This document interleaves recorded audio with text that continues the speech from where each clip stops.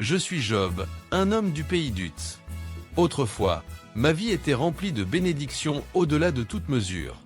Voici mon voyage, de la prospérité à la désolation, et enfin à la restauration par la main du Tout-Puissant. Il y avait un homme dans le pays d'Uz dont le nom était Job. Cet homme était intègre et droit, il craignait Dieu et s'éloignait du mal. 7 fils et 3 filles lui étaient nés. Il possédait aussi 7000 brebis, 3000 chameaux, 500 paires de béhufs, 500 ânesses, et un très grand nombre de serviteurs. Cet homme était le plus grand de tous les habitants de l'Orient. Ses fils avaient l'habitude d'organiser des festins chacun à son tour dans sa maison, et invitaient leurs 3 sœurs à manger et à boire avec eux. Lorsque les jours de festin étaient terminés, Job les faisait venir pour les sanctifier.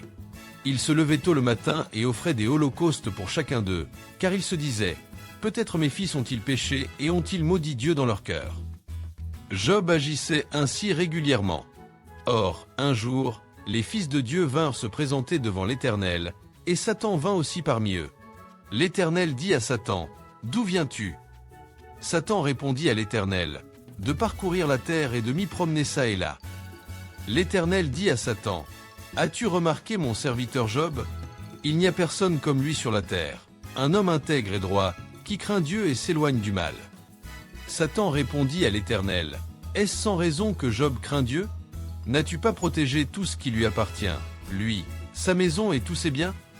De tous côtés, tu as béni l'œuvre de ses mains et ses biens ont augmenté dans le pays. Mais maintenant, étends ta main, touche à tout ce qu'il possède, et il te maudira en face. » L'Éternel dit à Satan, « Voici, tout ce qu'il possède est en ton pouvoir, seulement ne porte pas la main sur lui. » Alors Satan se retira de la présence de l'Éternel. Or, un jour, tandis que les fils et les filles de Job mangeaient et buvaient du vin dans la maison de leur frère aîné, un messager arriva auprès de Job et lui dit « Les béhufs labouraient et les ânesses paissaient à côté d'eux, lorsque les Sabéens ont surgi, les ont enlevés et ont passé les serviteurs au fil de l'épée. Moi seul ai pu m'échapper pour t'en informer. » Il parlait encore lorsqu'un autre arriva et dit « Le feu de Dieu est tombé du ciel, a brûlé les brebis et les serviteurs, et les a consumés. Moi seul ai pu m'échapper pour t'en informer. » Il parlait encore lorsqu'un autre arriva et dit « Les Chaldéens ont formé 3 bandes, ont fait une razzia sur les chameaux et les ont emmenés. Ils ont tué les serviteurs au fil de l'épée. Moi seul ai pu m'échapper pour t'en informer. » Il parlait encore lorsqu'un autre arriva et dit « Tes fils et tes filles mangeaient et buvaient du vin dans la maison de leur frère aîné, lorsqu'un grand vent est venu du désert, a frappé les 4 coins de la maison, et celle-ci s'est écroulée sur eux.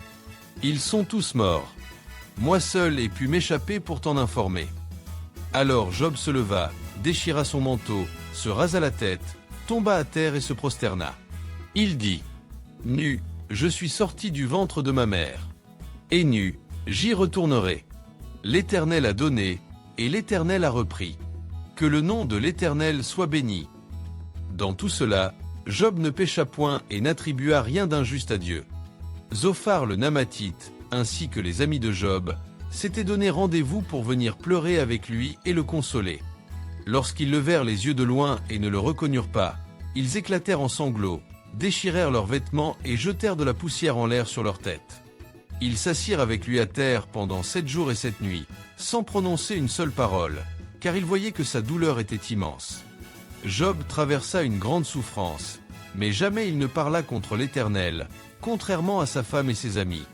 Plus tard, l'Éternel dit à Éliphaz le Thémanite, l'ami de Job, « Ma colère est enflammée contre toi et contre tes 2 amis, car vous n'avez pas parlé de moi avec droiture, comme l'a fait mon serviteur Job. Maintenant donc, prenez 7 taureaux et 7 béliers, allez auprès de mon serviteur Job et offrez pour vous un holocauste. Mon serviteur Job priera pour vous, et c'est par égard pour lui que je ne vous traiterai pas selon votre folie, car vous n'avez pas parlé de moi avec droiture, comme l'a fait mon serviteur Job. » Éliphaz le Thémanite, Bildad le Shuhite et Tsophar le Naamathite allèrent donc faire ce que l'Éternel leur avait commandé, et l'Éternel exauça la prière de Job. L'Éternel rétablit Job dans son état précédent, lorsqu'il eut prié pour ses amis, et il lui donna le double de tout ce qu'il avait possédé auparavant. Tous ses frères, toutes ses sœurs et tous ses anciens amis vinrent chez lui et partagèrent un repas avec lui. Ils le consolèrent et le réconfortèrent pour tous les malheurs que l'Éternel avait permis dans sa vie. Chacun lui offrit une pièce d'argent et un anneau d'or. L'Éternel bénit la fin de la vie de Job bien plus que son commencement. Il posséda 14 000 brebis, 6 000 chameaux, 1000 paires de béhufs et 1000 ânesses. Il eut également 7 fils et 3 filles. Il donna à sa première fille le nom de Jemima, à la deuxième Ketsia, et à la troisième Kérénapuk. Nulle part dans le pays on ne trouvait des femmes aussi belles que les filles de Job, et leur père leur accorda une part d'héritage parmi leurs frères. Après cela, Job vécut encore 140 ans, et il vit ses enfants et les enfants de ses enfants jusqu'à la 4e génération. Finalement, Job mourut âgé et rassasié de jours. L'histoire de Job et de sa restauration ultime montre que la souffrance n'est pas la fin du récit. Dieu est un Dieu de restauration et d'espoir, capable de bénir au-delà des temps les plus sombres. Merci d'avoir lu cette histoire. N'oubliez pas de vous abonner, d'aimer et de partager.